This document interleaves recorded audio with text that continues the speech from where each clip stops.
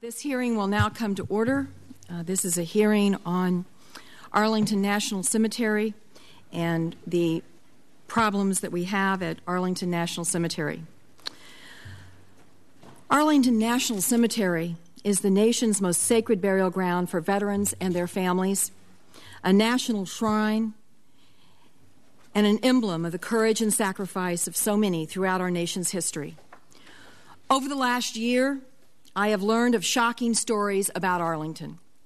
Bodies accidentally buried in the same graves, unmarked and mismarked graves. Urns of cremated remains being found where they shouldn't be. The heartbreaking tragedy of families who cannot trust the cemetery to tell them where their loved ones are buried. In June, the U.S. Army Inspector General released a report finding major flaws in the operation of Arlington National Cemetery. The Army Inspector General found hundreds of mistakes associated with graves and substantiated many of the reports that had previously appeared in the media. The Army Inspector General found that the failure to implement an effective automated system to manage burials at the cemetery contributed to these mistakes.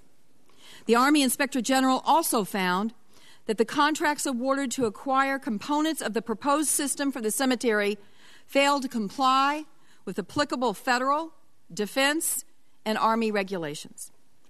Senator Brown and I called today's hearings to examine how contract mismanagement at Arlington National Cemetery resulted in this scandal. My staff has prepared a memorandum summarizing what we have learned from our investigation. I ask for unanimous consent that the memo and the documents it cites be made part of the hearing record. Without objection, those will be entered into the record. More than 10 years ago, the Army began the development of a new system to automate the management of burial operations at Arlington National Cemetery. From the beginning, the acquisition process was plagued with problems.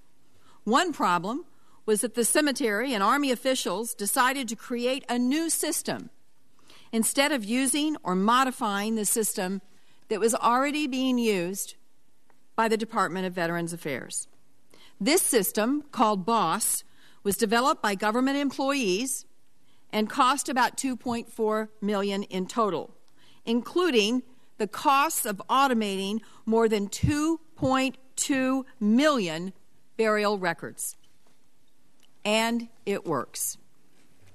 Instead, the cemetery asked the Army Center for Contracting Excellence and the Army Corps of Engineers to award a series of contracts to develop their own system called the Total Cemetery Management System, or TCMS. The cemetery has spent somewhere between $5.5 and $8 million, and by the way, it's a problem we don't know exactly how much, on this TCMS program. And today, Arlington National Cemetery still does not have a system that can accurately track graves and manage burial operations. One reason for this was the lack of management and oversight. The Army contracting officials who were responsible for these contracts awarded sole source contracts without ensuring that the contractors were even able to do the work. They failed to make sure the government was paying a fair price. In addition, the responsible officials outside the cemetery failed to conduct even the most basic oversight. Officials within the Assistant Secretary of the Army for Civil Works, who have been responsible for the cemetery's budget for the last decade, merely reviewed the materials submitted by the cemetery to Congress regarding TCMS. They did not see the red flags. They did not ask any additional questions that would have helped bring these problems to light much earlier. We have also learned that there has been no review of Arlington National Cemetery for the last decade. No review of the contracts. And what is even more appalling to me, as a former state auditor, no one has performed any audit whatsoever. And now we know that the problems with the graves at Arlington may be far more extensive than previously acknowledged. At a conservative estimate, 4,900 to 6,600 graves may be unmarked, improperly marked, or mislabeled on the cemetery's maps. We are here today because we owe our veterans better. We owe their families much more. We owe more to the Americans who expect their government not to fritter away their money on wasteful contracts. And the people who let this happen, whether it was ignorance, incompetence, or denial, must be held accountable. This week, after hearing from all of the different veterans organizations, the American Legion, Reserve Officers Association, Veterans of Foreign Wars, all of them have participated by submitting information for this hearing. Although this is the Subcommittee on Contracting Oversight, what is most important is to get this right for all of the veterans and their families who have sacrificed so much for our country. In their statement, the Veterans of Foreign Wars, one of the nation's largest and oldest veterans associations, which also happens to be based in Kansas City, wrote the following. What occurred at Arlington is a national disgrace, yet the VFW hopes it will serve as a wake-up call.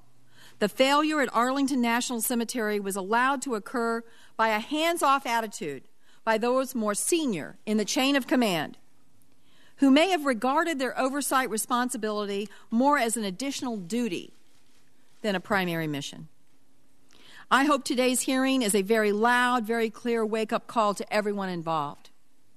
And let me say that there are so many men and women who work at Arlington National Cemetery and who volunteer there. The Old Guard, thousands of people who do the right thing every day, day in and day out. And their work should not be diminished by this hearing.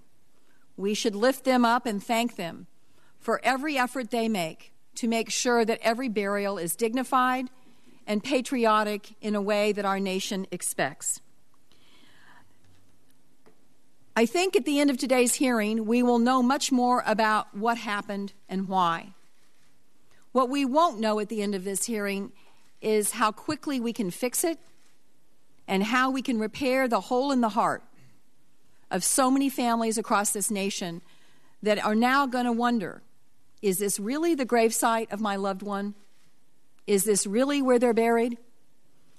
Until we get this fixed, until we can stand tall with our shoulders back and say, we have fixed the problems at Arlington National Cemetery, no one who has responsibility for this in the Army should rest.